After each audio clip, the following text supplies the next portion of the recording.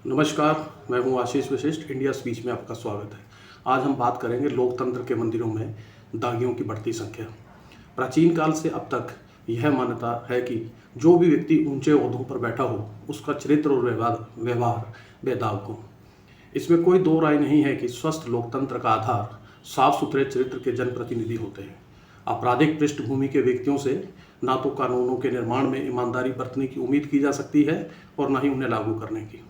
अगर वे देश की सबसे ऊंची पंचायत यानी संसद में बैठे हों, जहां से देश की तमाम गतिविधियों का संचालन होता हो, तो उनके निर्मल व उज्जवल चरित्र की अपेक्षा सर्वाधिक होना अपेक्षित ही है।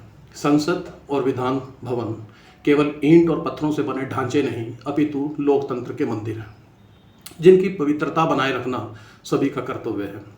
और फिर जिन लोगों को सांसद और विधायक बनाकर जनता उनमें बिठाती है, उनकी छवि बेदाग होना और भी जरूरी है।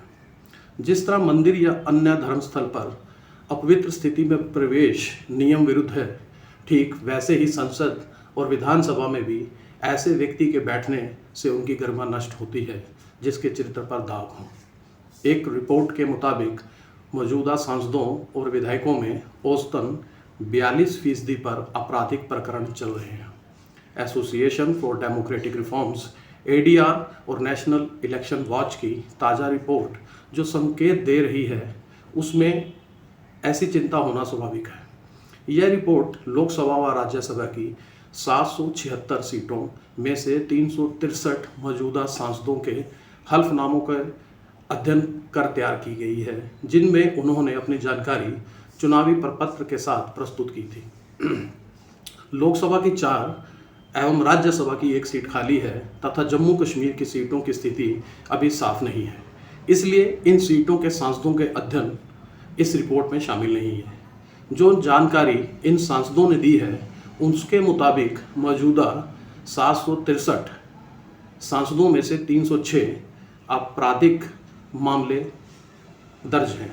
इनमें भी 194 के विरुद्ध प्रकरण गंभीर किस्म के हैं, जो हत्या के प्रयास, अपहरण, महिलाओं के खिलाफ अपराध आदि से संबंधित है।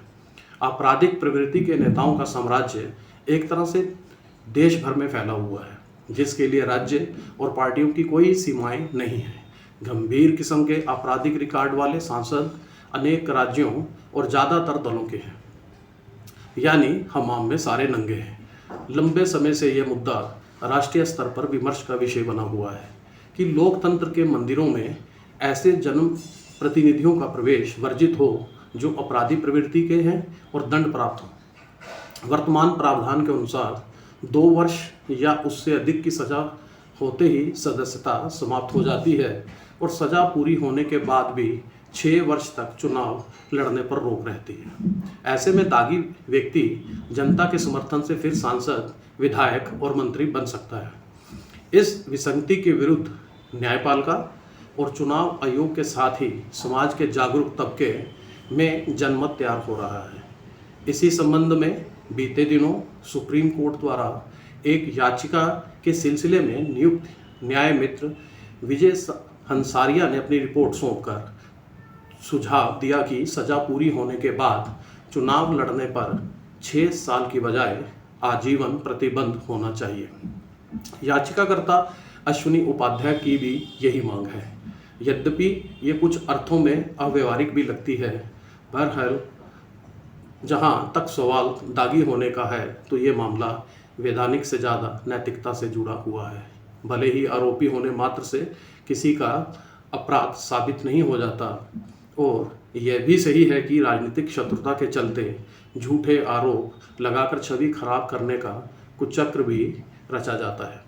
बावजूद इसके राजनीतिक दलों की जिम्मेदारी है कि वह चुनाव मैदान में उतारे जाने वाले व्यक्ति की आपराधिक पृष्ठभूमि की अच्छी तरह जांच करा ले। अनेक राजनेताओं के साथ बाहुबली शब्द जुड़ा होता है, जिनकी कोई विचारधारा नहीं होती। यह किसी भी दल से लड़े, इनकी जीत सुनिश्चित होती है।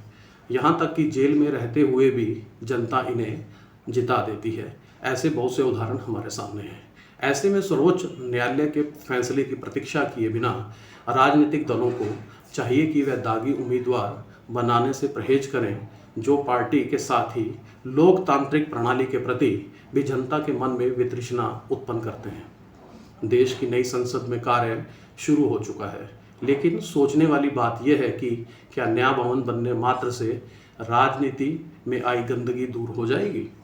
बेहतर हो राजनीतिक पार्टियां सामूहिक तौर पर आपराधिक तत्वों से लोकतंत्र को मुक्त रखने का साहस दिखाएं।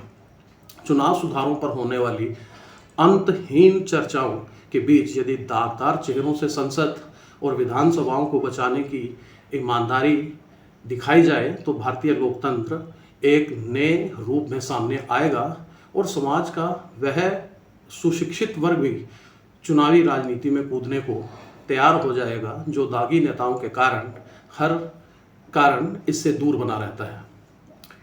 उम्मीद है कि आपको ये वीडियो पसंद आया होगा। आप इस वीडियो को लाइक करें, शेयर करें और हमारे चैनल को सब्सक्राइब करना ना भूलें।